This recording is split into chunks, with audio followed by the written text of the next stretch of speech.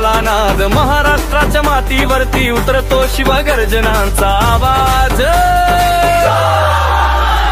शौर्याचा दीप पेटतो तुझ्या